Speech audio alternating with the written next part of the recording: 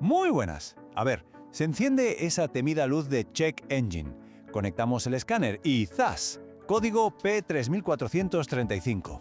Si esta es la situación, se ha llegado al lugar perfecto.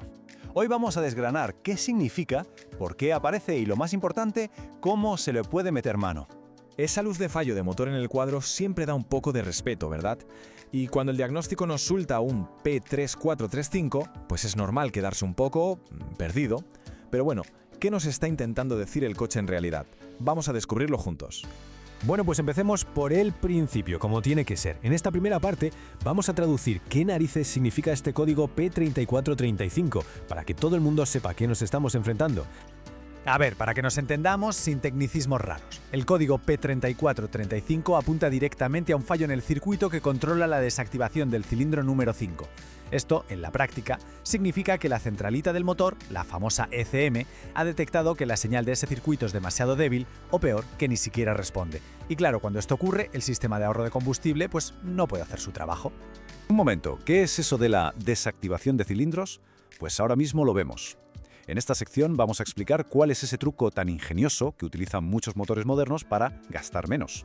La idea que hay detrás de esta tecnología es en realidad brillante por lo simple que es. A ver, cuando no se le está pidiendo al motor toda su chicha, por ejemplo, al ir a una velocidad constante por la autopista, el sistema es capaz de apagar algunos cilindros. El motor, digamos que trabaja más relajado, y esto se traduce en algo que nos gusta a todos: menos consumo de combustible y, de paso, menos emisiones. Pura eficiencia. Y aquí un apunte interesante para que no haya líos. Aunque la tecnología es la misma en esencia, cada maestrillo tiene su librillo.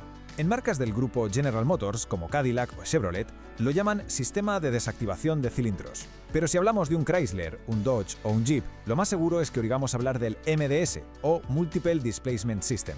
El nombre cambia, pero el objetivo de ahorrar combustible es exactamente el mismo. Vale, ya sabemos qué es y para qué sirve. Ahora vamos a lo que de verdad importa. En esta tercera parte vamos a ver qué síntomas se pueden notar en el coche y cuáles suelen ser las causas más típicas de este fallo. Lo primero y más cantoso, claro, es la luz de Check Engine encendida en el cuadro. Pero no es lo único. Es muy probable que se note que el motor ya no va tan fino, que se sienten vibraciones raras o incluso algún ruido que antes no estaba. A eso se le puede sumar una pequeña pérdida de potencia y, como es lógico, un aumento del consumo porque el sistema de ahorro de combustible está fuera de juego. Y entonces, ¿quién suele tener la culpa de todo esto? Pues mira, la experiencia nos dice que los principales sospechosos casi siempre tienen que ver con el aceite. O hay poca presión o algún conducto está atascado.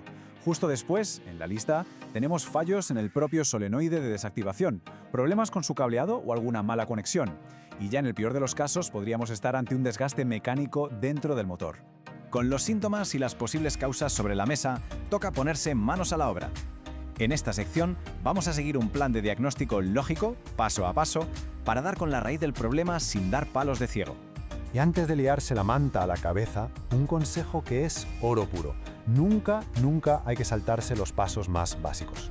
¿Por qué soy tan pesado con esto? Pues porque es increíble la de veces que la solución más tonta, y sobre todo la más barata, está justo ahí, al principio de todo. El enfoque correcto es como un embudo, se empieza por lo más ancho y se va estrechando. Lo primero, lo más fácil y obvio, revisar el nivel y la calidad del aceite.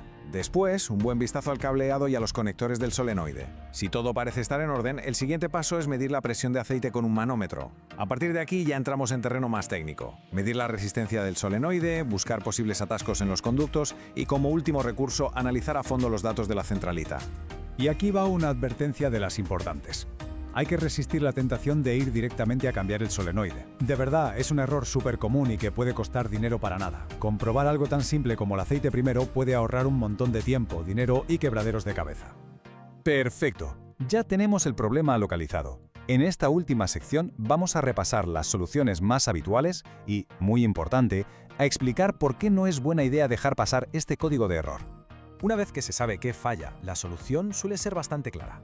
Lo más frecuente es tener que cambiar el solenoide, reparar algún cable, limpiar los conductos de aceite, o a veces la cosa se arregla con algo tan sencillo como un cambio de aceite y filtro.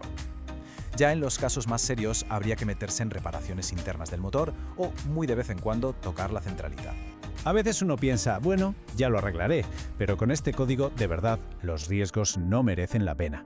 Ignorarlo puede llevar a que el coche gaste más, a un mayor desgaste y, en el peor de los escenarios, a daños internos en el motor que son muy serios. Actuar a tiempo es la mejor manera de evitar un problema mucho más gordo y caro en el futuro.